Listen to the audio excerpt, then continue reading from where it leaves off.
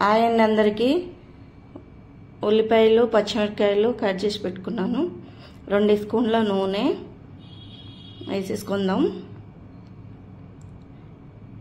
ఇప్పుడు నూనె వేడైన తర్వాత దాల్చిన చెక్క, మొగ్గ, లవంగ అన్నీ వేసేసుకుంటున్నాను. ఓల్ గరం మసాలా వేసుకుంటున్నాను.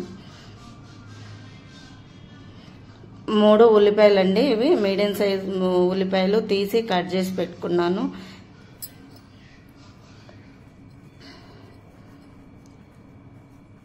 ఉల్లిపాయలు వేసిన తర్వాత కాసేపు కలపెట్టుకోలేదని. ఇది ఉల్లిపాయ ఇలా అయిన తర్వాత ఇప్పుడు 4 పచ్చిమిరపకాయలు కట్ చేసి వేసేసుకున్నాను. అవి కూడా కొంచెం మగ్గాలి నూనెలో.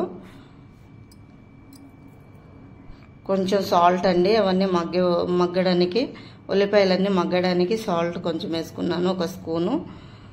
ఇప్పుడు కలిపేసి పక్కన పెట్టేసుకుందాం. మళ్ళీ ఒక బిర్యానీ ఆకు కలిపేసుకుందాము. ఇప్పుడు ఇలా అయినప్పుడు మటన్ వేసుకుందామండి. ఇది 1/2 కేజీ మటన్ అండి. ఇది మొత్తం కలిపేసి అది వాటర్ అంతా ఇంకిపోయే వరకు, ఆ మటన్లో వాటర్ వస్తుంది కదా, ఆ వాటర్ అంతా వెళ్ళిపోవాలండి. కలిపేసి మూత పెట్టేసుకుందాము. మూత పెట్టి కాసేపు ఉంచేద్దాము. ఇప్పుడు తీసి ఒకసారి వెల్లుల్లి రెబ్బలు వేసుకొని కలుపుకుందామండి.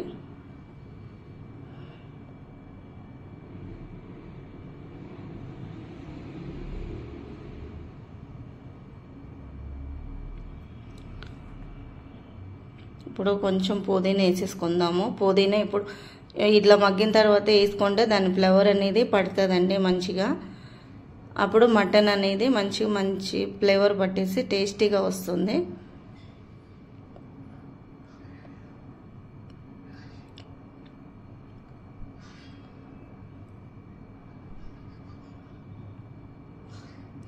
కరివేపాకు అండి, కరివేపాకు వేసేసుకొని కలుపుకుందాము.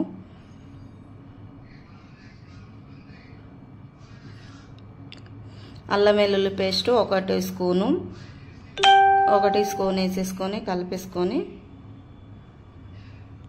అవన్నీ పచ్చివాసన పోయేంత వరకు మనం ఫ్రై చేసుకోవాలండి. మొత్తం నూనెల్లో మగ్గాలి అవన్నీ.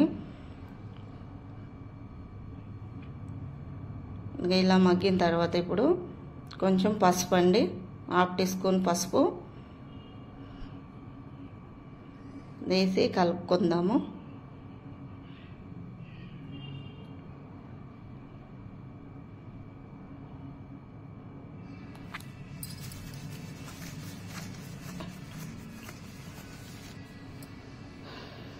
ఇప్పుడు ఒక 2 టమాటాలు, మీడియం సైజు టమాటాలు తీసుకొని కట్ చేసుకొని వేసుకుంటున్నానండి.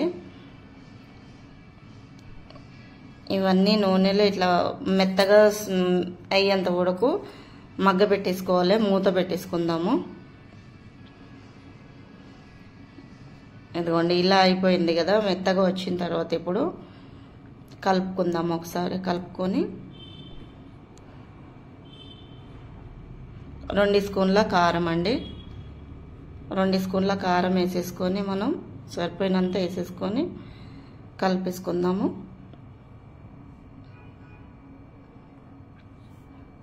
కాసేపు కలిపేసుకొని మూత పెట్టేసుకొని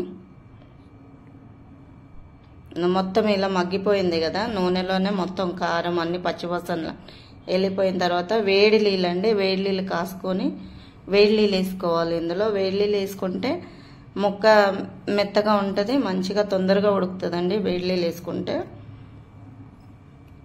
ఇప్పుడు 1 స్పూను సాల్ట్ వేసేసుకున్నాము. సాల్ట్ వేసుకొని కలుపుకొని మిగిలిన కొంచెం వాటర్ వేసుకొని 1 గ్లాస్ వాటర్ వేసేసాను.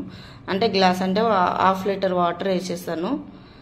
అదంతా దగ్గరికి వచ్చే వరకు ఉడకాలండి.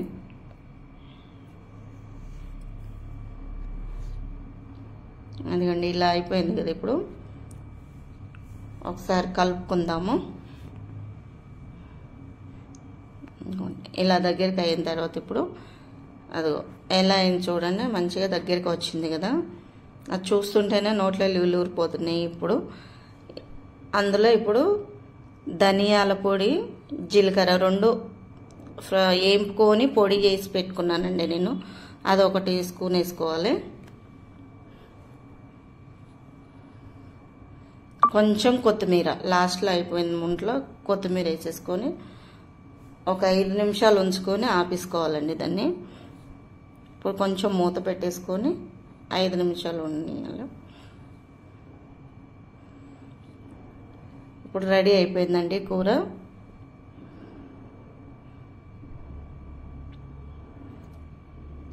ఆల్మోస్ట్ అయిపోయింది కూర.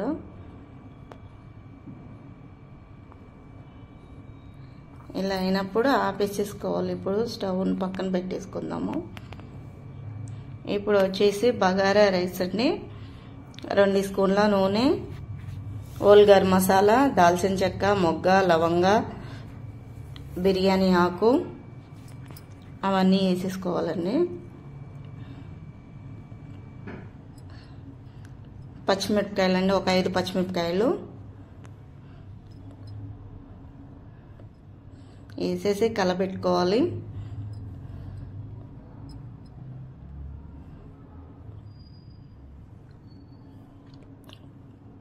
కరివేపాకు అండి, ఇది కొంచెం కరివేపాకు, ఒక రెమ్మ కరివేపాకు వేసుకున్నాను. అల్లం వెల్లుల్లి పేస్టు 1 టీ స్పూను వేసేసుకొని అది కూడా నూనెలో మంచిగా పచ్చివాసన పోయే వరకు మంచిగా వేగాలది. వేగిన తర్వాత కొంచెం కొత్తిమీర, పుదీనా వేసేసుకోవాలండి. కొత్తిమీర, పుదీనా వేసేసుకొని కలిపెట్టుకోవాలి దాన్ని. కలిపిన తర్వాత అదంతా మగ్గిపోయిన తర్వాత మనం కొత్తిమీర వేసుకున్నాం కదా, మగ్గిపోవాలి అదంతా. మగ్గిన తర్వాత మనం మళ్ళీ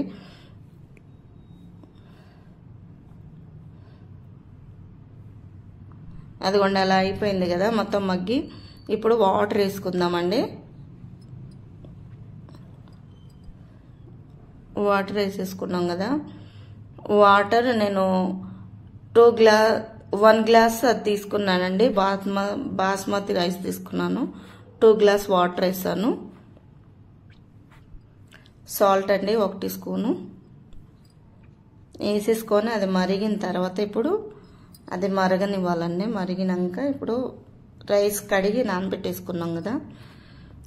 ఇప్పుడు వాటర్ ఇలా మరిగిపోయింది చూడండి. బాస్మతి రైస్ నేను వేసేది.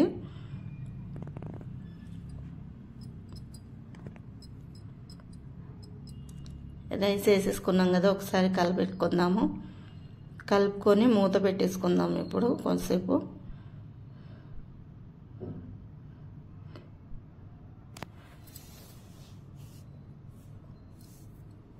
చూడండి ఇప్పుడు మొత్తము రైస్ అయిపోయింది. ఆల్మోస్ట్ మొత్తం అయిపోయిందండి రైస్ అంతా అయిపోయింది. ఓకే అండి, మీకు మా వీడియో నచ్చినట్టుగా అయితే లైక్ చేయండి, షేర్ చేయండి, సబ్స్క్రైబ్ చేసుకోండి.